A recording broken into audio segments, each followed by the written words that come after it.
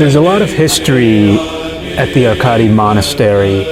Beyond the monastery itself, beyond the religious applications of it, it was also the site of a strong resistance movement against Greek occupation, where one of the monks, a leader of the monastery, was a non-violent leader in trying to push back and maintain the monastery and keep it from outside influences.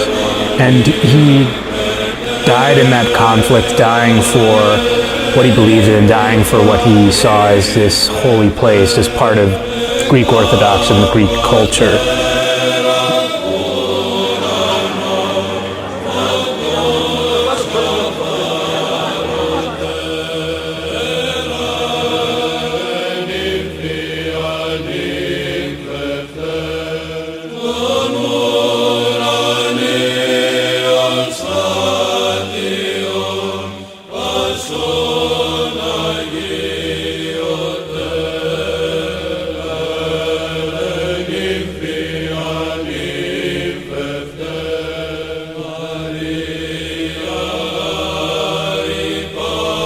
The monks at the Arkadi Monastery still follow the age-old schedule of 8 hours of work per day, 8 hours of prayer, and 8 hours of rest. And, they keep up these traditions as part of the Greek monastery that's been around for hundreds and hundreds of years.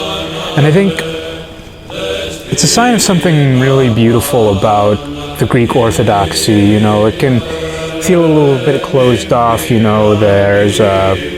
There's a difference anytime in any monastery between the Greek Orthodox people and everyone else. But at the same time, it's because they've held strongly onto these traditions. It's because there's a real meaning to the Greek lifestyle and to the religion itself within the Greek Orthodoxy. And there's a certain beauty to the rituals themselves that are performed in these churches, the kissing of the crosses, the communion, the sharing of bread, the chanting, that kind of pervades, time and, the outside changes of the world. And, I feel like walking through some of these monks that I see could have been monks from hundreds of years ago, and there would have been almost no difference in their demeanor and the way that they practice.